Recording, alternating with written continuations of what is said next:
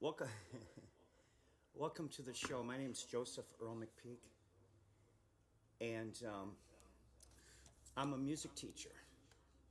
I teach theoretical physics and cosmology, and I'm just thank you, Jesus. Jesus is never by the way. By the way,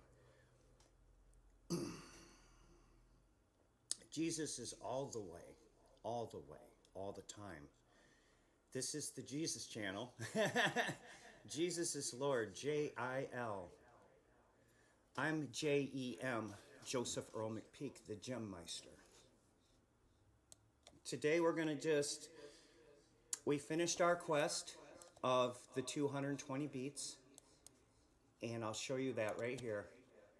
I'll just show you the folder, and here's the folder of all the beats,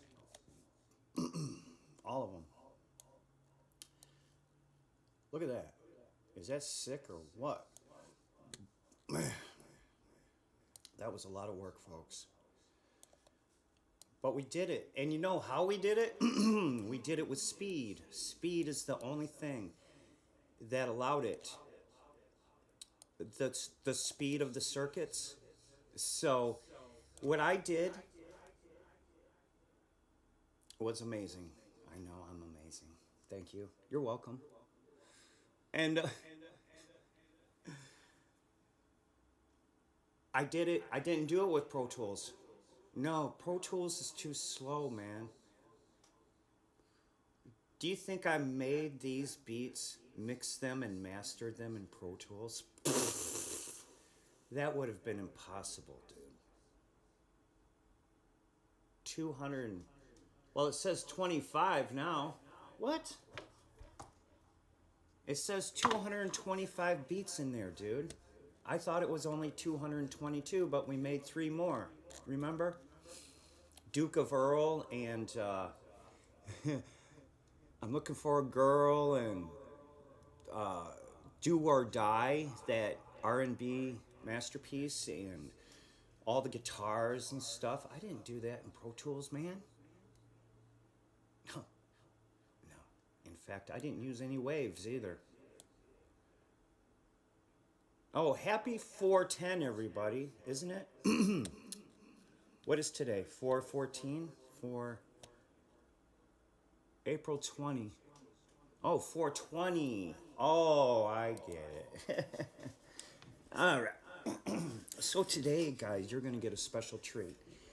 What you're getting right now is very high quality. This is a quality coursework study structure. This is not just turn on Fruity Loops and make some beats for a few hours. No, this is much more important than that. I have a musical responsibility.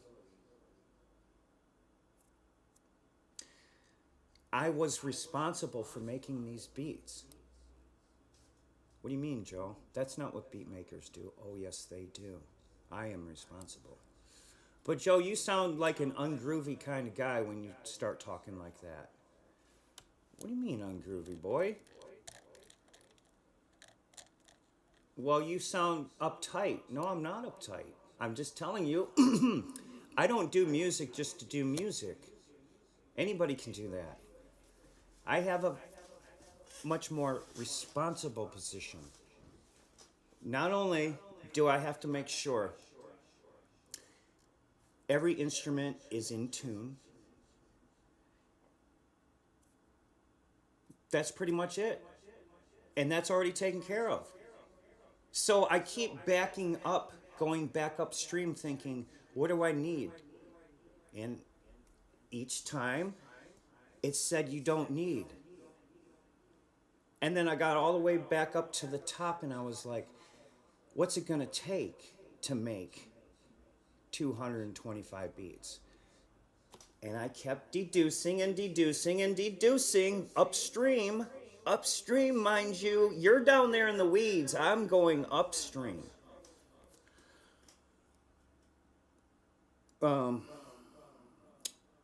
I kept deducing that I didn't need this, I didn't need that, I didn't need this, I didn't need that. I got all the way to the top, and then it's like, Joe, do you even need Pro Tools? And I was like, no, that was the whole problem in the first place, man. Oh shit. So I kept deducing, Joe, do you need Pro Tools? No. Do you need Fruity Loops? No. Do you need to make sure the instruments are in tune? Yes. Okay, that's done. What's next? Okay, the instruments are in tune. The instruments are real. The instruments are not recorded to wave. That is the key. Because if you use instruments that were recorded to wave, that's called PCM, you're just working with buried mummies of music. A wave file, PCM,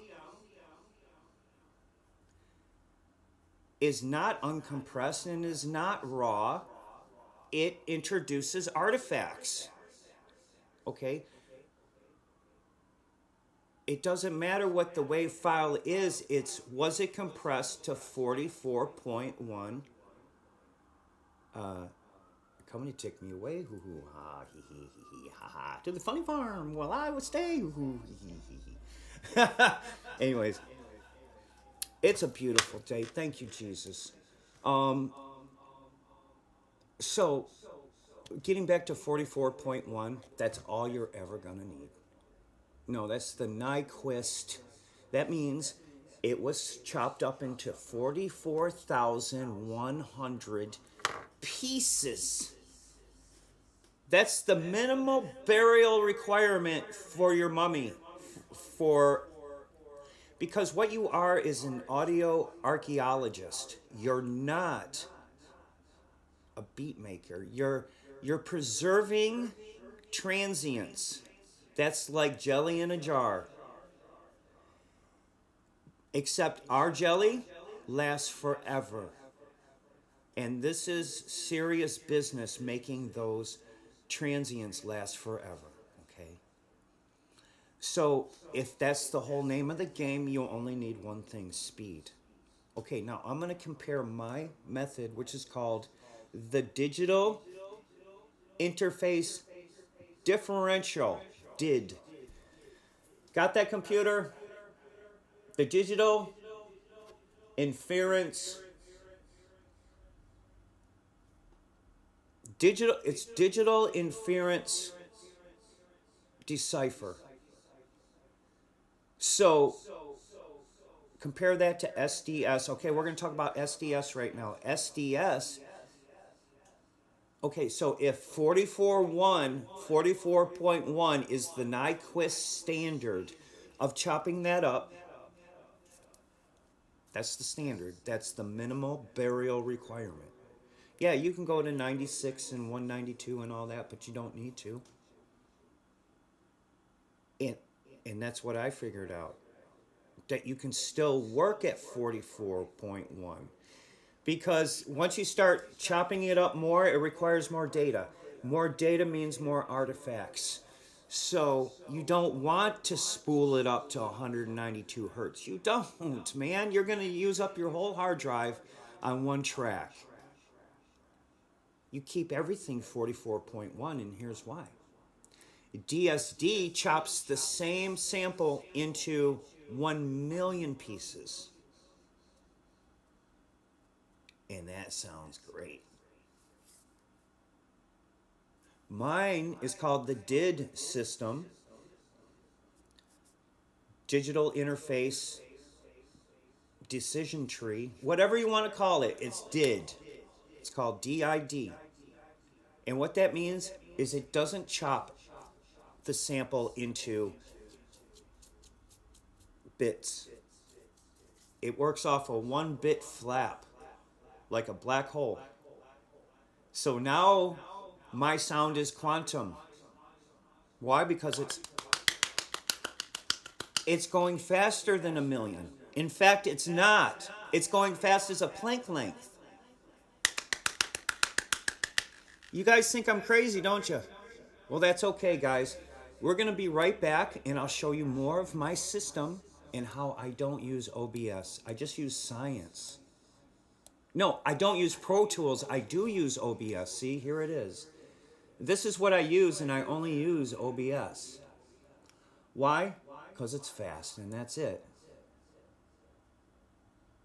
That's the whole enchilada. I'm fast. Okay? I'll show you when we come back. Thank you.